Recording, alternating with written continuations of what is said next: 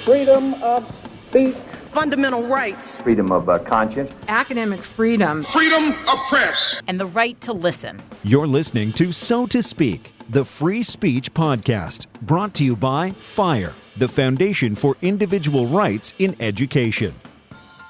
Okay, welcome back to So to Speak, the free speech podcast, where every other week we take an uncensored look at the world of free expression through personal stories and candid conversations. I am, as always, your host, Nico Perino, and today we're putting together a flash episode to talk about the big decision from the Supreme Court yesterday in Mahanoy Area School District versus Brandy Levy. This is a case that we've discussed in the past on this podcast, and for those of you who don't remember the facts, I'm going to recap them briefly, and then I'm going to introduce our guests today who are going to discuss the case with us.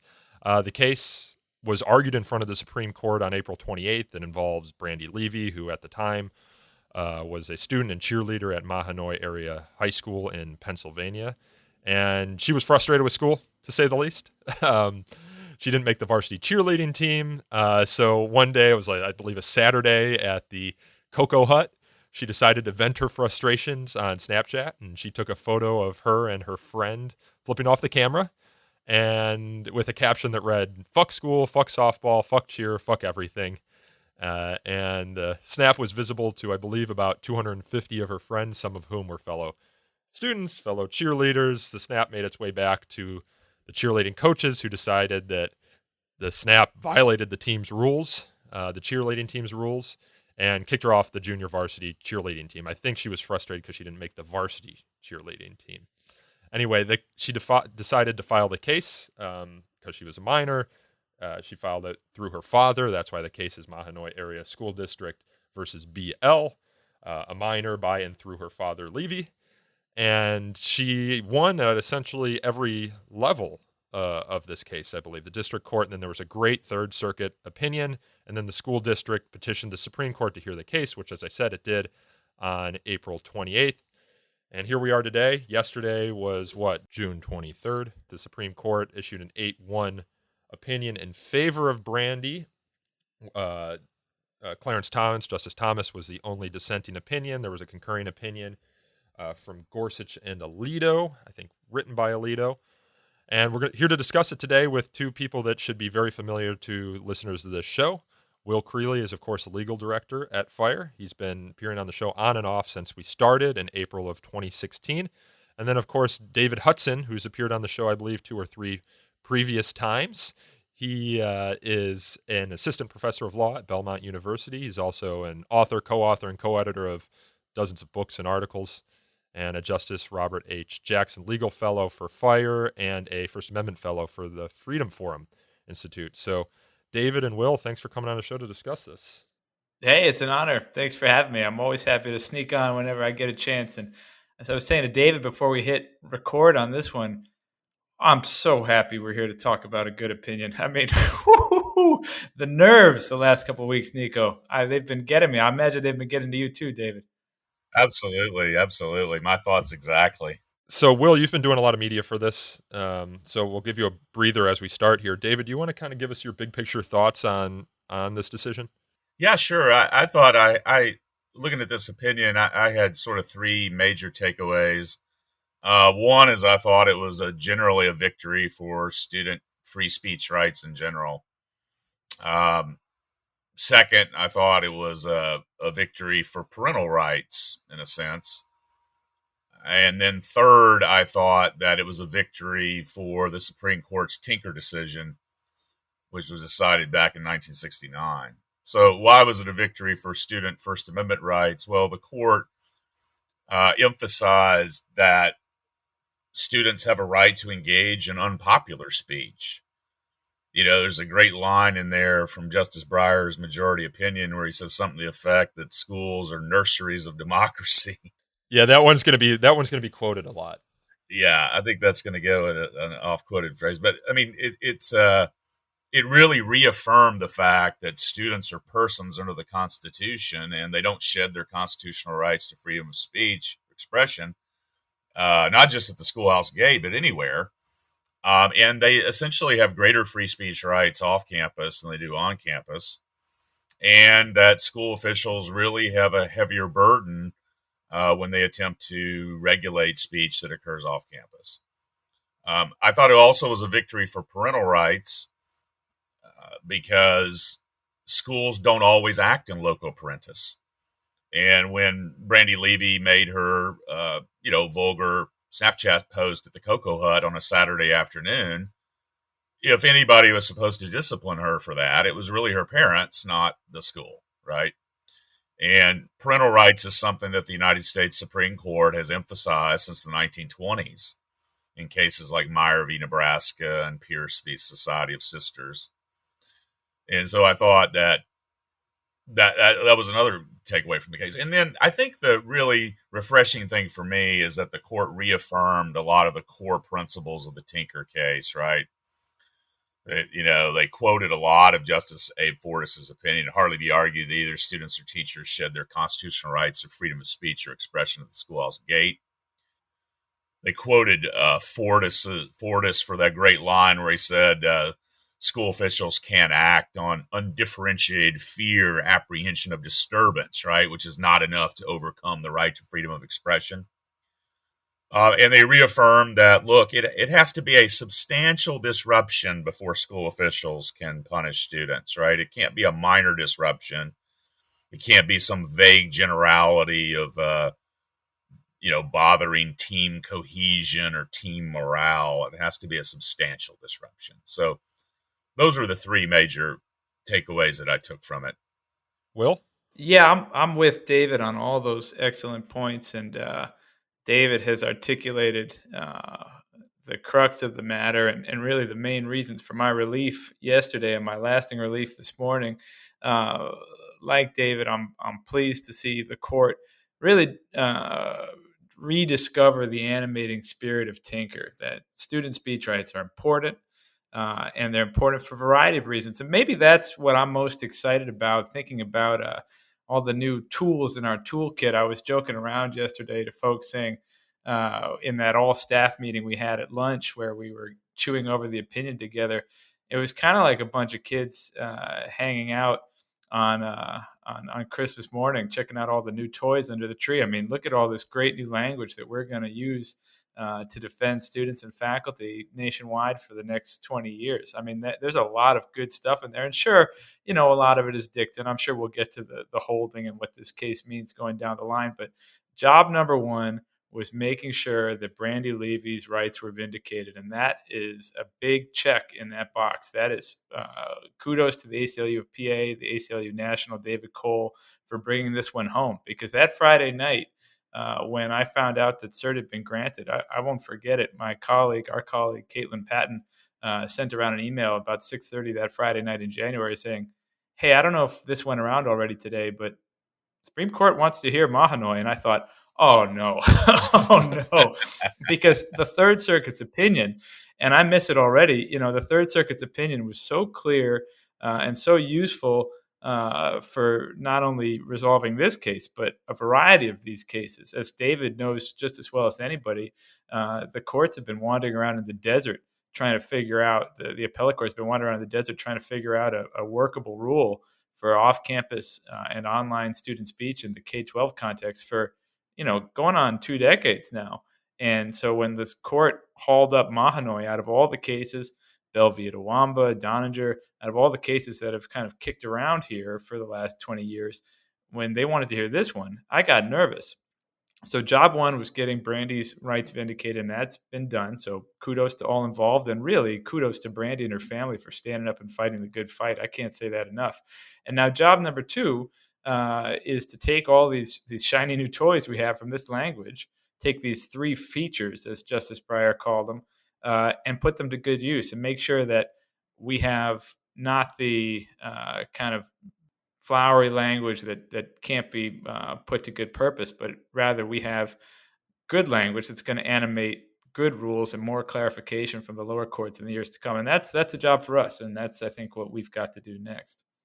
Yeah, and I don't think this outcome was clear from the oral arguments. I mean, there were some good questioning back and forth. There was some skepticism. And then when you look at the past cases, especially since Tinker, we're looking at Hazelwood, Bethel, Kohlmeyer, Morris v. Frederick. I mean, the court hasn't, in the past half century, been very good on high school speech cases.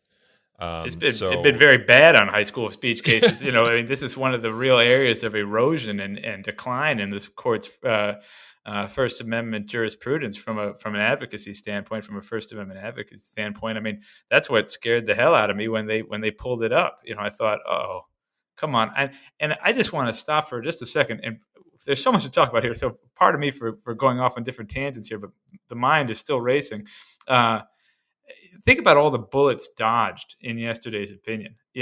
Folks can say, "Oh, it's narrow. There's no bright line rule, etc." But think about all of the paths we did not go down. And kudos to Frank Lamonti for using the bullets dodged analogy in a tweet yesterday. And I think that's the right way to think about it. After we got done thinking about all the new toys and the new shiny new language we have to deploy, we also started talking about all the things that didn't happen in this case. We don't have a special carve out for extracurricular speech, right? We don't have a loss. We don't have emboldened school administrators who now have the Supreme Court's seal of approval for extending some kind of long arm jurisdiction into student speech without any kind of qualification or restriction. So all those things are really helpful. It's useful just to think of the path not traveled, and that makes me feel pretty good. for our listeners here, David, what was the question presented to the court squarely? Well, one of the questions was the Third Circuit's main opinion was that Tinker doesn't apply at all to student off-campus online speech, and so one way that the case was iterated was. Hold on, it looks like Will has an addendum to that. But I want just to be clear on this point, David, because I know you know this, but I want to make sure the listeners are clear because I see this glossed over quite a bit. The Third Circuit's opinion did reserve the question of how to approach harassment or true threats, and I see a lot of that both in the arguments from Lisa Blatt for petitioner, but also just in the general media coverage that the Third Circuit's opinion would have been, this kind of handcuffs on school administrators to do anything about off-campus speech, and I don't quite think the Third Circuit went that far. If you think that's fair. Oh no, that's absolutely right. Harassment and true threats, those are certainly true threats is an unprotected category of speech, and I think that's a real difference between Alito's concurrence and Breyer's majority opinion here. But essentially, there was a feeling that the Third Circuit may have gone a little bit too far in saying categorically that Tinker really was confined to on-campus student speech and simply didn't apply to off-campus student speech. But the brilliance of the Third Circuit opinion, I thought, is they also said, well, even if Tinker applies, there's not a substantial disruption here. And that was really a brilliant move by the Third Circuit because that allowed the Supreme Court to say, well, while we don't agree with this sort of categorical rule of the Third Circuit that Tinker generally doesn't apply to off-campus speech, we agree with the Third Circuit that there's nothing approaching a substantial disruption here. But I wanted to reaffirm something Will said because I think he said it more eloquently than anyone I've ever heard so far.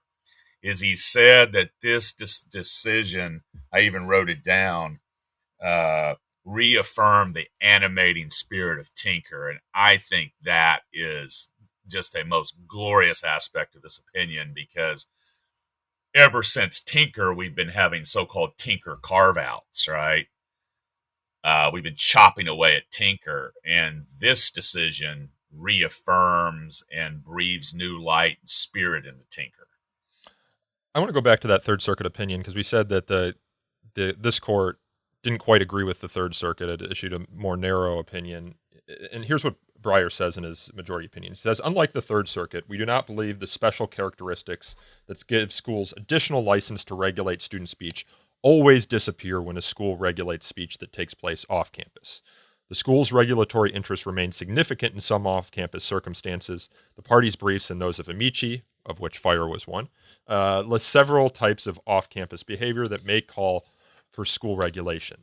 These include serious or severe bullying or harassment, targeting particular individuals, which we just discussed, threats aimed at teachers or other students, which we just discussed, the failure to follow rules concerning lessons, the writing of papers, the use of computers, or participation in other online school activities, and breaches of school security devices, including material maintained within school computers. I mean, one of the things they do there is they just go through a list of unprotected speech categories. So, Will, when you're talking about how people say, well, if the Third Circuit's opinion stand, then, people would be free to harass and bully. It's like, no. And maybe it's because the public doesn't understand what the carve outs are to the First Amendment, that these are already unprotected categories.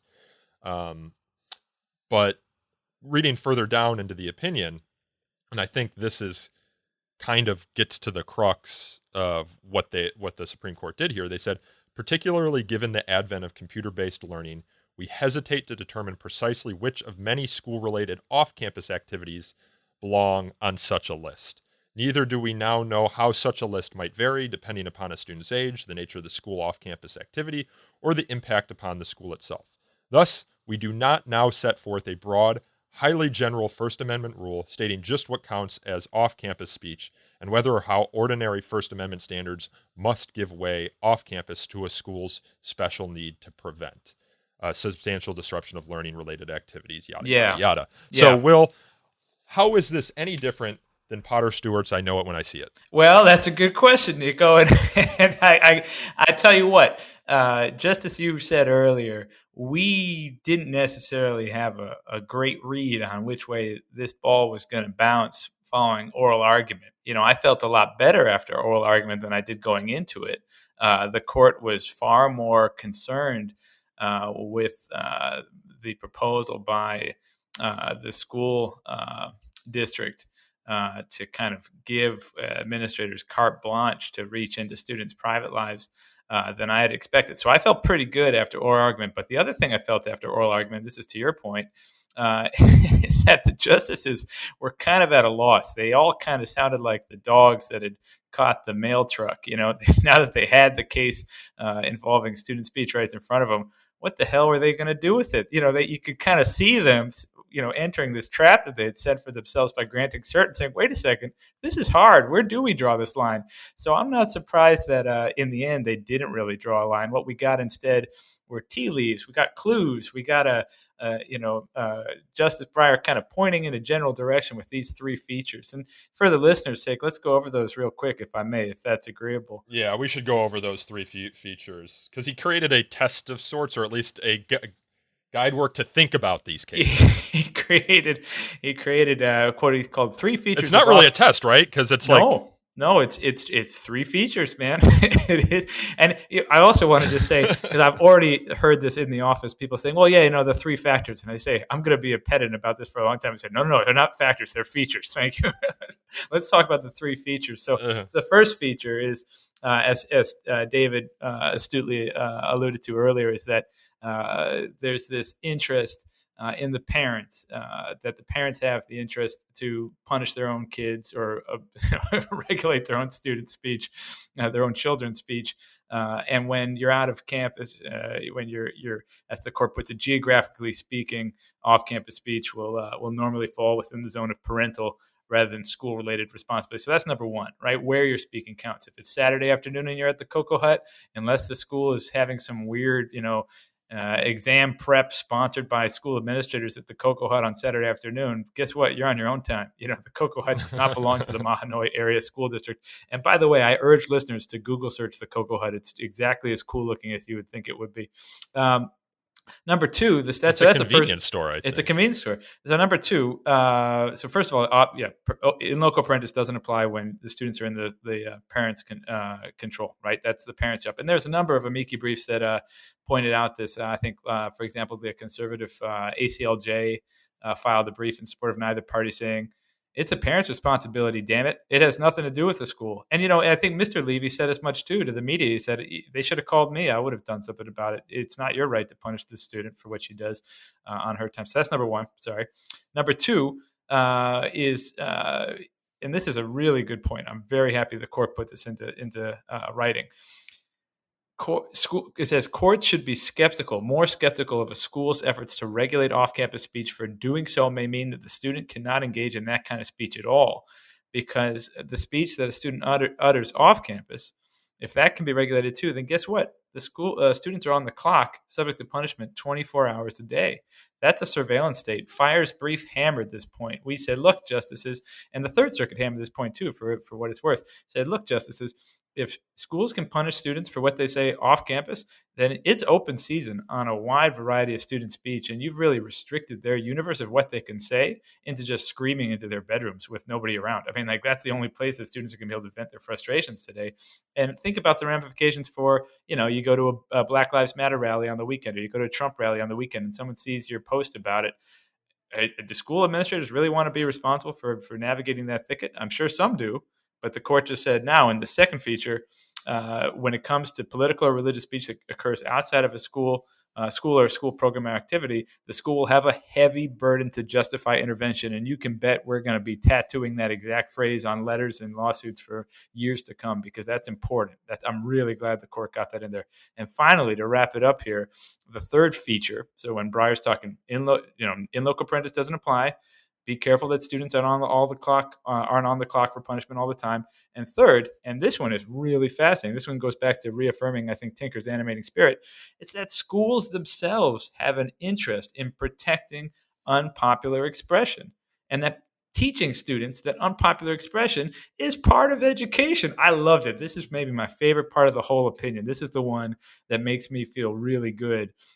Even though we don't have a bright line, even though we just have these features, these lodestars to point toward, this is a good one. Hey, schools, guess what? It's part of your job to teach about the First Amendment. The First Amendment means sometimes you have to hear and respect, if not agree with, but allow for speech you don't like. And that's part of your educational mission. So you have an interest in protecting that. That makes me very happy. And I think that's really maybe the most important point. Yeah, and here's Breyer's language to that score, kind of Hugo Blackish without being quite as Hugo Black. American public schools are the nurseries of democracy. Our representative democracy only works if we protect the marketplace of ideas. This free exchange facilitates an informed public opinion, which, when transmitted to lawmakers, helps produce laws that reflect the people's will. That protection must include the protection of unpopular ideas, for popular ideas have less need for protection. Thus, schools have a strong interest in ensuring that future generations understand the workings and practice of the well-known aphorism, I disapprove of what you say, but I will defend to the death your right to say it. And then he puts in parentheticals. Although this quote is often attributed to Voltaire, it was likely coined by English writer Evelyn Beatrice Hall. So, we get some language there, nurseries of democracy, that I think will be reflected in kind of First Amendment discussions, free speech discussions for years to come, in the same way the marketplace of ideas is often quoted, which he quoted in his opinion. But yeah, he ends that section by saying, taken together, these three features of much off-campus speech means that the leeway the First Amendment grants to schools in light of their special characteristics is diminished. Then he punts. We leave for future cases to decide where, when, and how these features mean the speaker's off-campus location will make the critical difference. David, any other thoughts on the majority opinion? Well, I think that one important thing I think to understand about Tinker is there really sort of two parts to the Tinker rule, right? There's the substantial disruption part, which is how this case was decided. And it was very clear from oral argument that Justice Sotomayor and Breyer basically said, look, is there really a substantial disruption here? And ultimately, that's what the court decided, right? There just simply wasn't anything approaching a substantial disruption or even a reasonable forecast of substantial disruption. Is that dangerous, though? I mean, David, is it dangerous that they rested upon that? I mean, Breyer says in his opinion, we can find no evidence in the record of the sort of, quote, substantial disruption of a school activity or threatened harm to the rights of others that must justify the school's action. Like, if let's say Brandeis Levy's snap on a Saturday at the Cocoa Hut started a movement on campus of sorts. Well, yeah, that's always going to be a concern with the Tinker test when it partly depends upon the actions of onlookers, right? I mean, it's certainly, it's been said sometimes by some courts sort of sanctions the heckler's veto, but it does reaffirm that standard, right? So there's no substantial disruption. I think it's important, though, to acknowledge that there is another part of Tinker, and that is that public school officials can prohibit student speech when it invades the rights of others. And her tweet was not her Snapchat was not targeted at another specific individual. It's still an unsettled area of K through 12 student speech jurisprudence as to exactly when student speech invades the rights of others. That's something that's still very much in play. That's something that we need fire for, certainly, because we do not want to have an expansive interpretation of the invasion of the rights of others. That would be scary. That would be terrifying.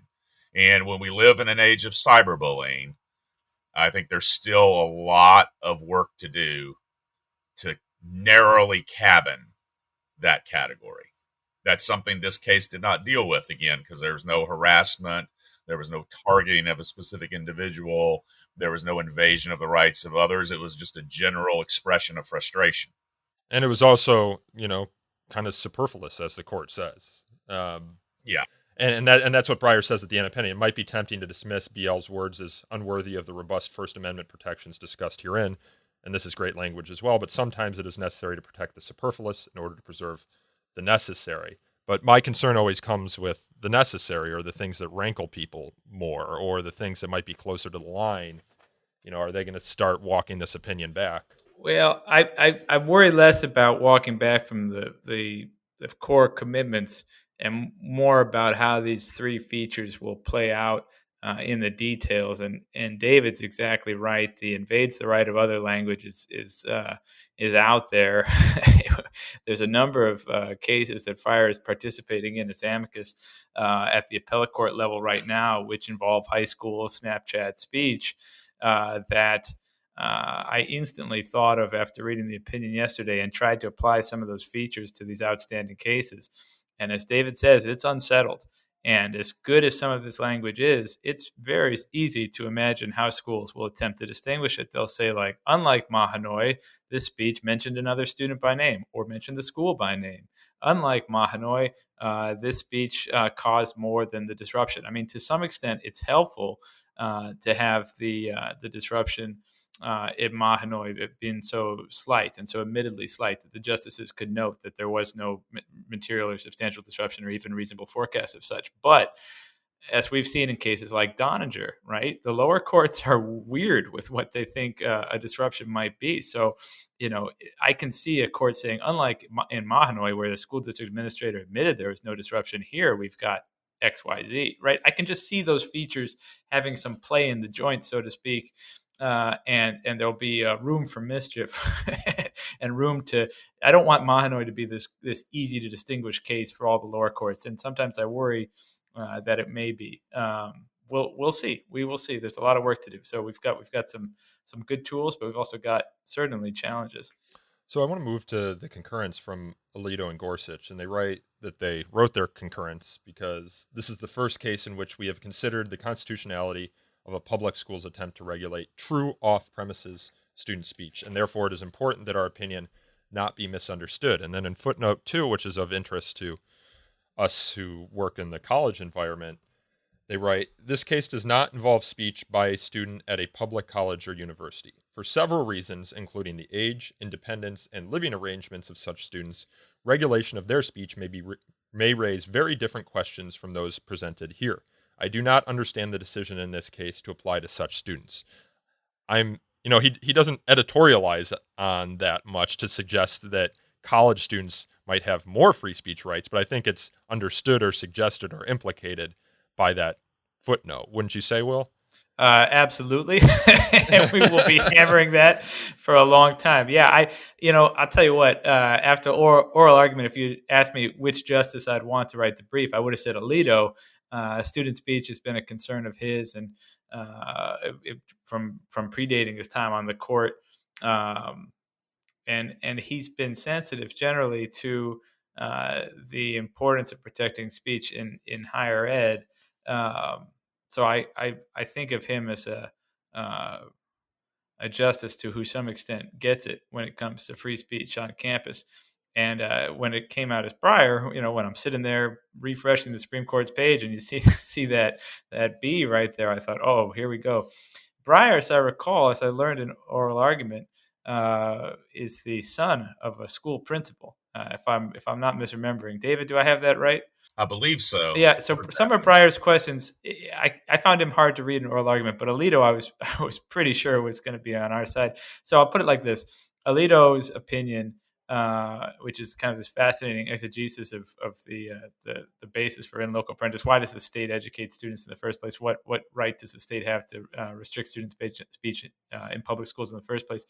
That footnote 2 is going to do a lot of work for us because it says, wait a second, before we even talk about any of this, let's be clear. We're talking about grade school students. And that's a clarity. I would have loved to have seen it in the majority opinion, but we're going to make hay with it in the concurring opinion because that is a clarity that we rely on and we insist upon. And it's been implied in other student speech cases and student cases generally before the court. But it's nice to have another brick to build that wall with, because there should be a wall. Grade school speech should be treated differently for all the features listed in the majority opinion. And so that's a nice place to start with Alito. David, I know you're kind of a scholar of Supreme Court. Kind of a scholar. Yeah. He's the expert. He's a Jackson. Thank you. He's the expert. He's maybe the nation's preeminent experts. Let's put it like that. Yeah, your recall of cases is it still impresses me, even after I'm well aware of it. But Justice Breyer, I mean, if I'm recalling him correctly and his thinking on First Amendment issues correctly, he places a lot of emphasis on kind of how speech might serve democracy or the marketplace of ideas, and please correct me if I'm wrong, is more skeptical of speech that might not serve those purposes. And so my concern here was that he would see this as superfluous and sort of dismiss it as not contributing much to the marketplace of ideas or to the democratic framework that our country depends upon. But he almost kind of like took a step back from looking at the content of the speech and how it might serve those purposes to like the role that high schools play in bolstering that democracy and the necessity of allowing a wide berth there to allow students to even engage in superfluous speech. Yeah, I'm with Will. When I saw that Breyer wrote the opinion, I was a little nervous. Now, I did remember an oral argument that he had some questions about, is this really a substantial disruption? But Breyer's jurisprudence on the whole, I don't think is great in the area of the First Amendment. He's often referred to as a balancer, and he often will consider the regulatory interests of the government quite significantly. And he doesn't sometimes he just balances things a bit much, and instead of sometimes affirming core First Amendment principles. Alito, too, at times has been bad on the First Amendment, right? Recall he was the lone dissenter in Snyder versus Phelps. He's been the lone dissenter in a couple other First Amendment cases. But as Will said, in the area of student speech, he wrote the Sachs opinion, I believe, of the Third Circuit, which he quoted in the case. And I thought one of the great takeaways from Alito's concurring opinion here is he says, quote, bullying and severe harassment are serious and age-old problems, but these concepts are not easy to define with the precision required for a regulation of speech. And so to me, that's a great line to quote anytime we're dealing with any sort of policy that tries to regulate or define harassing or bullying speech. So I think that in full candor, you asked my opinion about the justices in First Amendment jurisprudence. I think Breyer and Alito generally it's kind of a mixed bag with them. I mean, they're not William O. Douglas. They're not Thurgood Marshall. They're not William Brennan. But in the area of student speech, Justice Alito, as Will said, has been pretty strong. And it reaffirms his pattern of writing concurring opinions. Didn't he have a concurring opinion in Morse v. Frederick in 2007 with Kennedy that was pretty good? So I think it's right. He does get it when it comes to student speech. And this is, I think, one of Breyer's very best First Amendment opinions that he's ever written in his long tenure on the court. Yeah, that's right, David. I looked it up, by the way, folks, so I don't have anybody emailing me after the fact. He was not Irving Breyer was not a principal, but rather an attorney for the San Francisco School Board for a good 40 years. So it's even worse. Yeah, well, that's right. So there I was doing a podcast for National Constitution Center after the oral argument in Mahanoy, with Francesco Negron for the National School Boards Association. I think that's where I learned the fact from. He said, Breyer's one of ours. So that may have been where I heard it. But yeah, no, David's right on. But it's an interesting concurrence from Alito. Yeah, I mean, it's longer. It's a longer concurrent. The concurrence is longer than the opinion. And they spend a lot of time just kind of philosophically analyzing what it means to enroll your kid in a public school. You know, uh, they write, when a public school regulates what students say or write when they are not on school grounds and are not participating in a school program, the school has the obligation to answer the question with which I began. Why should enrollment in a public school result in the diminution of a student's free speech rights when enrollment in, and this is me kind of, that was the quote, but then it's like, as compared to enrolling your student in a private school where the government wouldn't have that long reach into their off-campus lines. And then he said, they say later, enrollment cannot be treated as a complete transfer of parental authority over a student's speech.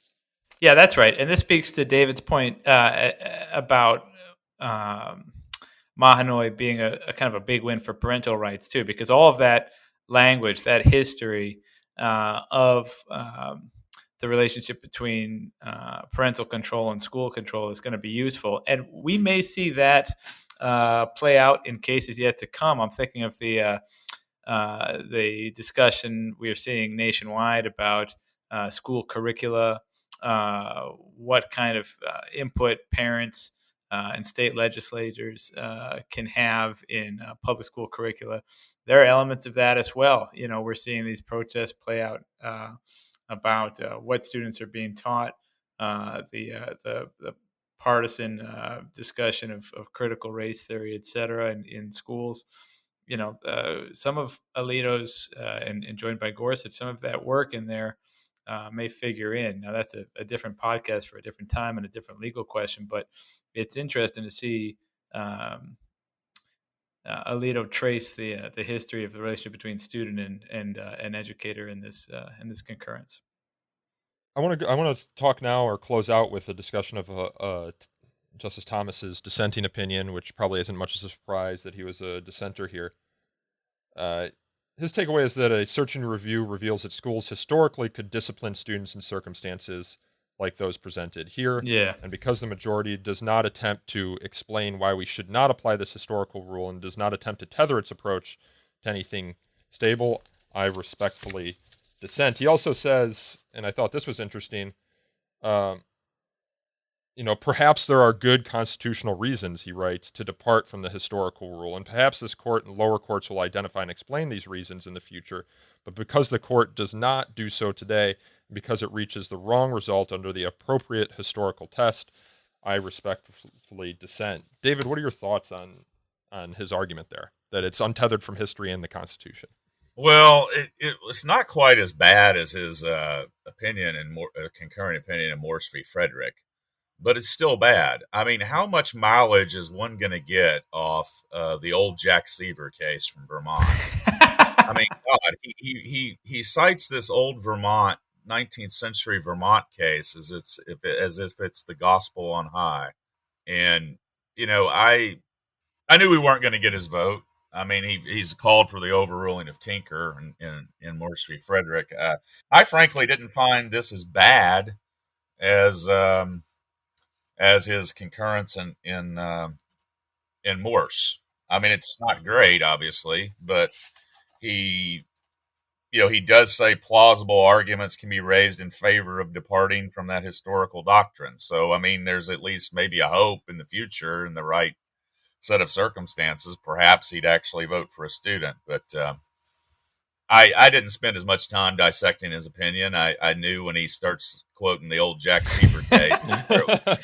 What year is that one, David? Is that 1847 or something like that? Something like that, 1850 something. It's crazy. It's a very old Jack Seaver case at this point. Yeah. Yeah, I'm with you, David. It's, my colleague Adam Steinbaugh said as soon as the opinion was issued, something like 8-1 Thomas J dissenting, the sweetest words that Brandy Levy could have hoped for to start out with, right? Because that means that he's doing his old saw again about how students don't have any rights. And I'm quoting from that Morse concurrence where he said, quote, "The history of public education suggests that the First Amendment, originally understood, does not protect student speech in public schools." It's just more of the same. He could have probably run the same opinion here, but you're right, David, he didn't. So now there may be some kind of glimmer of hope, right? Plausible arguments, but I won't speculate as to what those might be. I imagine I wouldn't like them either. We'll see.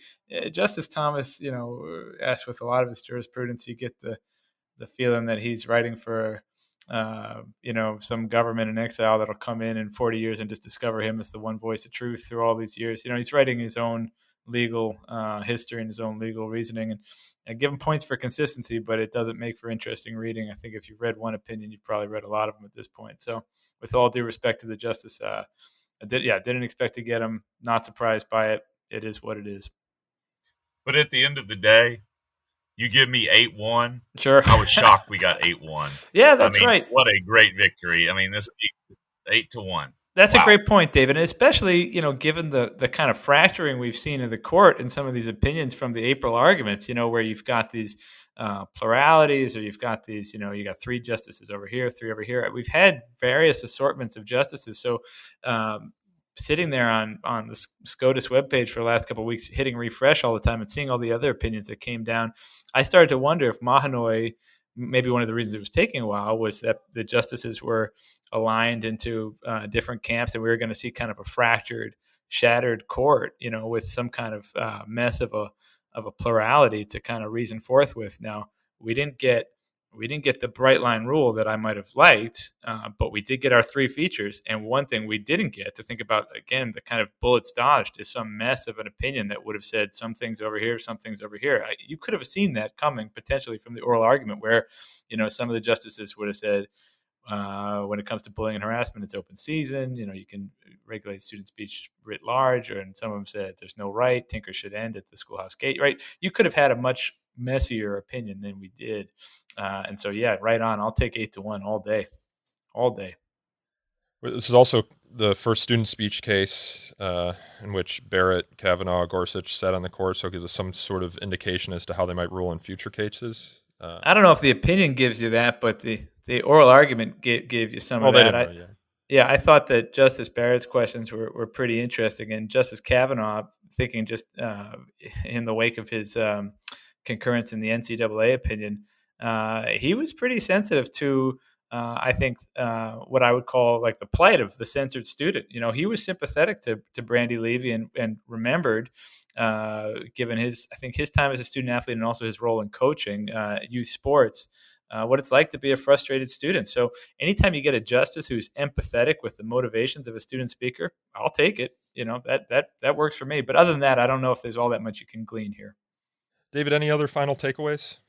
I'm not trying to be sycophantic to Will, but the great takeaway, as he said, is it reaffirms the animating spirit of Tinker. I'm going to borrow that and quote him extensively because I think at the end of the day, that was awesome. It was awesome that, you read Tinker, it's like a paean to student expression. I mean, there's so many great phrases in there. And for the first time in 50-something years, the Supreme Court went back to that. And that to me is the ultimate point of positivity that emanates from this case, is that the pro-speech, pro-student viewpoint expressed in Tinker is back. Yeah, right on. Yeah, I'm just going to jump in there if I may, Nico. Sorry. Go, please. And I say, first of all, say thank you to David. And I stole that one, David, right out of the writing I did for Fire and the NCAC and the Comic Book Legal Defense Fund in our amicus brief. And just if I may quote briefly, because I'm proud of it, but I also think that it shows what a good opinion this is. And in the conclusion to our introduction of our brief, we said, this court must reaffirm Tinker's animating concern for student speech rights, not abandon it. Failure to do so will embolden campus censors. If public grade school administrators may surveil and punish off-campus student expression far beyond the schoolhouse gate, a generation of Americans will be taught a corrosive, illiberal lesson about the illusory values of their constitutional freedoms. to properly educate tomorrow's leaders about the power of their First Amendment rights and the limits of governmental authority, this court should uphold the Third Circuit's decision. And we got some of that spirit in there in that opinion. So I'm right with you. This is a damn good opinion. Sounds like the third factor. Yeah, well, hey, it's funny to read the court's opinion after spending a month of my life holed up here in this house penning our brief for it. So it's really gratifying to see some of what I hoped would be in the court's opinion end up in there. Well, I'll copy that brief into the show notes along with the opinion, the concurrence, and the dissenting opinion. Again, the case we're discussing today is Mahanoy Area School District v. BL. Case was decided yesterday on June 23rd. After being argued on April 28th. It's a great victory for student rights. And Will and David, I appreciate you both coming onto the show to discuss this. We're releasing this podcast a little bit early to seize on the news, and I hope I'll have you guys on again very soon. Awesome. Thank you so much. Thank you. Yeah, my pleasure, Nico. I look forward to jumping back on with David in a couple of months or a couple of years when we see how these three features wind their way through the lower courts. We should do a follow-up of this one in a little bit. Thanks so much for having me on. Thank you. This podcast is hosted, produced, and recorded by me, Nico Perino, and edited by Aaron Reese. You can learn more about us at Twitter, twitter.com/free speech talk, or by liking us on Facebook at facebook.com/so to speak podcast. We take feedback at so to speak at thefire.org. Please leave us reviews if you enjoyed the show. Reviews are the best way to help us get new listeners to listen to the show. Take reviews in Apple Podcasts, Google Play, or pretty much anywhere that you get your podcasts. And until next time, I thank you all again for listening.